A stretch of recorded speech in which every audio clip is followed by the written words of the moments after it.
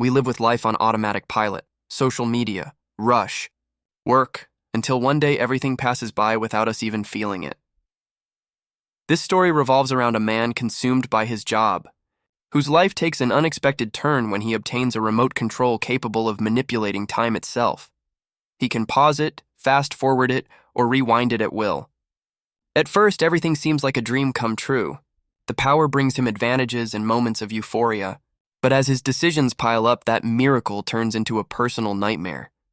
His poor choices will lead him to lose what he loved most, his family, his wife, and even the right for his daughter to call him dad.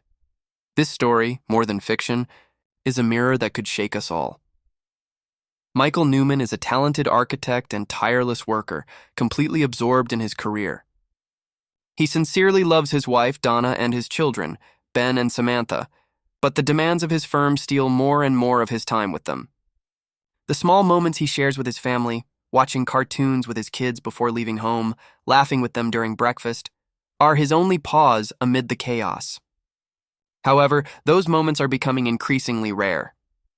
One day, his boss offers him the professional opportunity of his life to design a luxurious hotel for an important Japanese company. The project promises a promotion, recognition, and money, but also demands sacrificing family time. Tempted by ambition, Michael accepts the challenge, even though it means postponing the camping trip with his wife and kids. When he arrives late to Ben's swimming competition, guilt hits him hard, especially when he notices the bond between his son and the coach, something that sparks a pang of jealousy. In a childish outburst, he mocks the coach's swimsuit color, trying to hide his discomfort. During the 4th of July celebrations, as the sky lights up with fireworks, Michael keeps his eyes fixed on his phone screen, responding to work emails. His mother, Trudy, worried about his lifestyle and poor eating habits, tries to talk some sense into him. Amid the noise, his father entertains the grandchildren with a magic trick. He makes a coin disappear. Samantha, fascinated, asks him to reveal the secret. But he smiles and replies, "Magicians never reveal their tricks," reminding everyone that even Michael, as a boy, could never figure it out. Family tension grows when Michael suggests rescheduling the camping trip for another weekend. Donna, visibly disappointed, reminds him how much that trip means to the kids. Exhausted and frustrated, he defends himself, saying he's doing everything for them, that he works non-stop to give them a better life than the one he had. Donna, with tenderness and sadness, suggests that maybe he should worry less about disappointing his boss and more about not letting down those who truly love him. That night, Michael tries to find inspiration by watching a documentary on Asian architecture, but he makes a mistake, confusing the TV remote with his son's toy helicopter control. He ends up hurting himself and, fed up with all the confusion, decides he needs to simplify his life. So he drives to a Bed Bath & Beyond store in search of a universal remote. After walking down several aisles without success, he lies down for a few seconds on a display bed and notices a strange section labeled "and Beyond." Intrigued, he decides to explore it. There he meets an enigmatic man named Morty, who seems to know exactly what he needs. Morty leads him to a hidden area of the store, way beyond, and hands him a peculiar remote control, assuring him that it can control anything. He just needs to point and press a button. He also warns him that the device will adapt to its owner over time.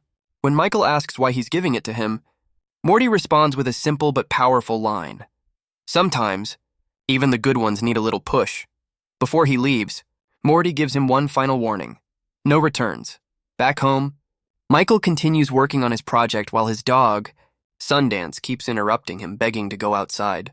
Annoyed, he points the remote at the dog and presses mute, and to his astonishment, it works.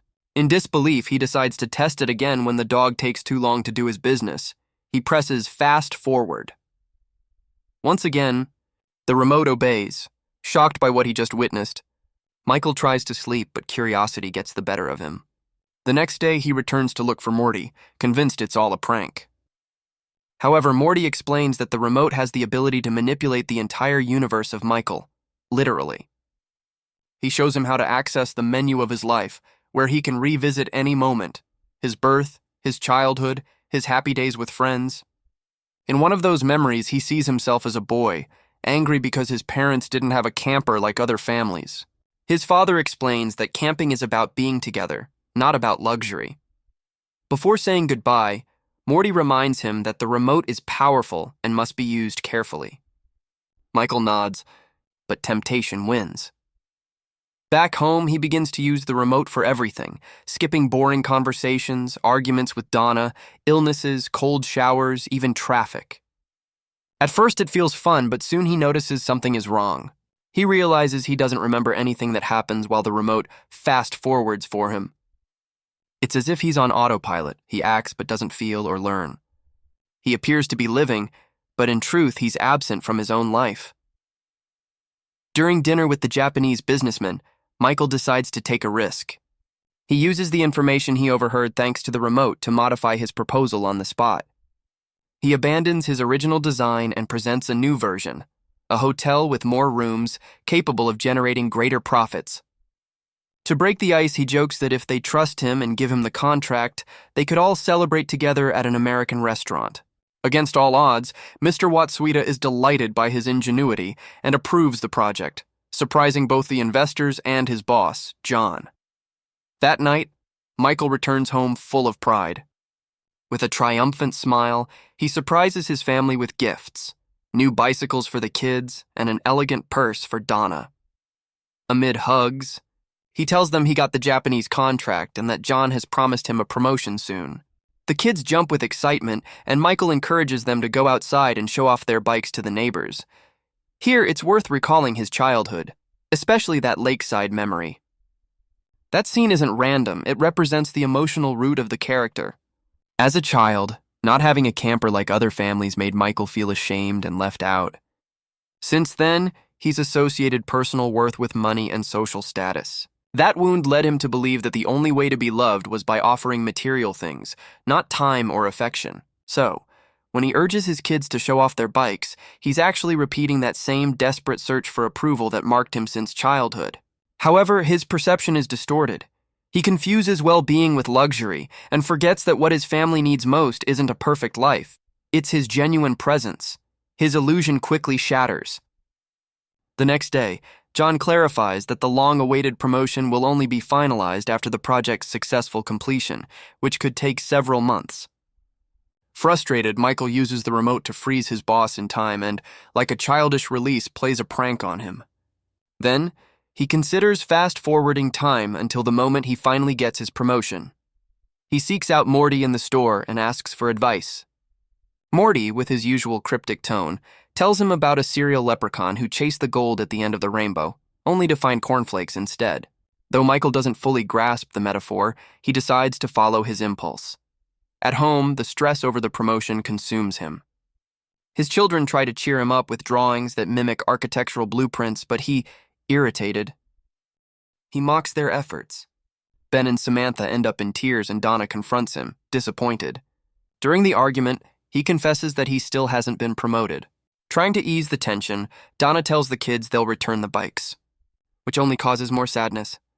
Crushed by remorse, Michael grabs the remote and fast-forwards to the day he finally gets his promotion. But in doing so, he discovers he has lost an entire year of his life. In that time, his marriage deteriorated. His children grew up, and his loyal dog Sundance died. Heartbroken, Michael bursts into tears, regretting not having let the dog climb onto his lap that last time. Donna, not fully understanding, hugs him to console him while he promises to change. He assures her that from now on he will be a better husband and a better father. However, when he tries to resume intimacy with Donna, the remote activates on its own and skips the moment, repeating a pattern he can no longer stop. Desperate, Michael seeks out Morty again, who reveals the truth. The remote isn't broken. It has simply learned his habits. It is memorized every time he fast-forwarded and now acts automatically in any similar situation. Traffic jams, arguments, illnesses, even the most human moments, all are skipped without his permission. Michael tries to get rid of the remote, but it always reappears. Determined to break the cycle, he changes his routine. He doesn't shower, puts on a bathrobe, and bikes to work to keep the remote from reacting. At the office, John announces great news. He's retiring and moving to Morocco, leaving Michael in charge of the international division. He congratulates him, saying he has the Midas touch. Everything he touches turns to gold. He even hints that, in time, Michael could be the next CEO. But at that moment, the remote, following its programming, fast-forwards an entire decade. Michael wakes up 10 years in the future. He is now a wealthy man, but obese and ill. Ben, his son, also struggles with excess weight, and Samantha is already a young adult with a partner. The hardest blow comes when he discovers that Donna has married Bill, his son's former swimming coach. Filled with rage and despair, Michael confronts Bill. The argument gets out of control, and Donna steps in, hurt, asking him to leave. The remote tries to skip the scene again, but Michael manages to pause it just in time. He's devastated. He has lost the one thing that can't be recovered. Years. Seeking answers, he goes to Morty again, who calmly tells him that the remote only reflects his own decisions. The device does nothing but obey his priorities: work, success, and ambition above all else. The machine didn't ruin his life. He did it himself. Trying to make amends, Michael writes a letter to Donna. But before he can deliver it, the dog jumps on him, and as he falls, he hits his head. He is knocked unconscious. 6 years pass. When he wakes, Donna explains that he was in a coma, that during that time he was diagnosed with cancer, underwent several treatments, overcame it, but then suffered a heart attack. As a result of the surgeries, he lost a lot of weight, and his body is no longer the same. At a company ceremony, Michael watches his own image projected on a screen. He has just been named Architect of the Year. Everyone applauds him. He has finally achieved everything he always wanted, but he no longer has anyone to share it with. The long-sought gold at the end of the rainbow, in the end, was nothing more than simple cornflakes. Sometime later, Michael runs into an adult Ben, who now works at the same company as an architect. To his surprise, his son is slim, healthy, and full of energy thanks to the gym. And to Bill's encouragement, the man who is now Donna's husband. Moved by nostalgia, Michael tries to recover some of the lost family bond. He suggests to his son that they gather the whole family, including the grandparents, to go out for ice cream like they used to. But Ben sadly tells him that his grandfather passed away some time ago. Heartbroken, Michael visits his father's grave. There he uses the remote to go back to the past and relive his last meeting with him. He sees the day his father visited him at the office to invite him to dinner, and remembers how he turned him down without even lifting his eyes from the desk.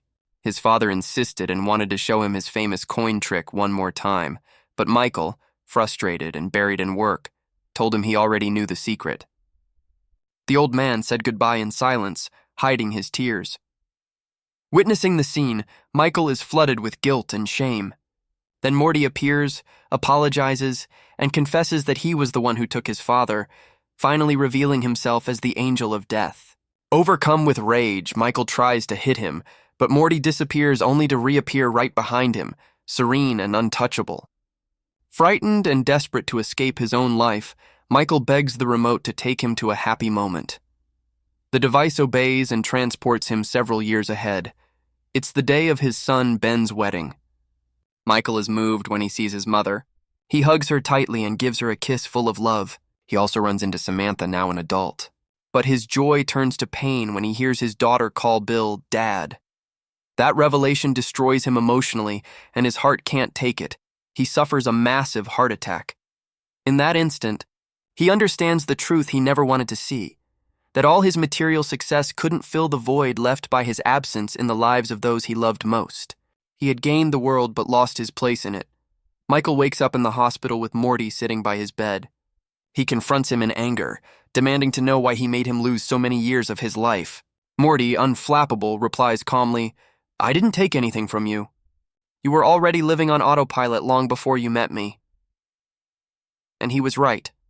The remote had only followed his orders, reflecting the priorities he himself chose. Shortly after, his children enter the room. Ben, visibly shaken, tells him that Samantha has gone more than 36 hours without leaving his side, waiting for him to wake up. Michael, in a weak voice, asks his daughter why she did it. She smiles through tears and replies, "Because you're my dad." Michael, confused, reminds her that Bill is also in her life. Samantha, with tenderness, answers, "I have 2 fathers, but you will always be my real dad." Before the doctors usher them out, Michael learns that his son Ben canceled his honeymoon because of work commitments. And there, in that detail, he discovers something painfully familiar. His son is repeating exactly the same pattern. This part of the story becomes a powerful metaphor for how unhealed traumas are inherited. Unintentionally, Michael had passed on to his children the same wound that ruled his entire life: the idea that love is earned through sacrifice and work. Pain that isn't transformed is transmitted. And if we don't learn to face it, we end up passing it on to the ones we love most. But even here, the film offers a spark of redemption. Seeing that Ben is about to repeat his mistakes, Michael makes one last effort to stop him. He leaves the hospital staggering, pushing his already weakened body. He runs after his son in the rain and, before collapsing to the ground, manages to say with a broken voice, "Family always comes first." He then turns to Samantha and apologizes for not being there when she needed him most. Finally, he looks at Donna and whispers, "I've always loved you." He closes his eyes, and everything seems to end. But then, in an unexpected twist, Michael wakes up again in the Bed Bath & Beyond store. It had all been a dream, a kind of divine warning. Relieved and overjoyed, he runs to his car and shouts with happiness, grateful even for his normal, chaotic middle-class life. Euphoric, he wakes his parents and hugs them tightly. He tells them how much he loves them and promises to have dinner with them more often. Then he wakes Donna and the kids, vowing that from that day on he will spend more time with them, with no excuses or delays. On the counter, he sees the remote with a note signed by Morty. "I've given you a second chance. Sometimes the good ones need a little help too." Michael smiles, throws the remote in the trash, and this time the device doesn't come back. His second chance is real. The story leaves a profound lesson. It's not about eliminating the difficult moments, but about living them and learning from them. Arguments, mistakes, and bad days are also part of love. It's those small everyday gestures, a shared coffee, a conversation, a sincere hug, that build the bonds that truly last. Love isn't measured by gifts, special dates, or career victories, but by the consistency of small daily acts, by choosing to stay, to listen, to show up, and to share time with those who matter most. And that, perhaps, is the true lesson of Click. Don't try to fast-forward your life. Live it with presence. Because the best moments aren't scheduled. They're felt. If you've made it this far, subscribe to the channel for more stories and reflections like these. See you in the next one.